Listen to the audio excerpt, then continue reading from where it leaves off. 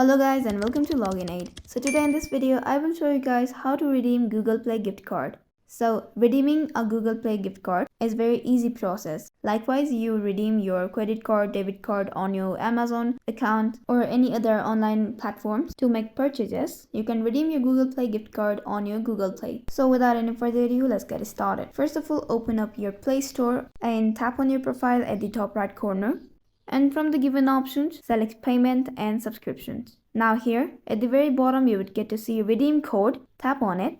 Now here enter the code that is located on your gift card. So after you enter the code, if you want to scan your gift card, then you can select this option right underneath text box and you can scan the code that is also given on your Google Play card. And after you provide the credential, all you need to do is tap on this redeem button right here. And with this, you will be able to redeem your Google Play gift card to make purchases on Google. This is how you can redeem your Google Play gift card. And this is the wrap up for this video, guys. I really hope that the video was helpful for you all and you guys liked the video. If you guys found the video helpful, then do not forget to like and subscribe the channel. Also hit the bell icon to get more updates.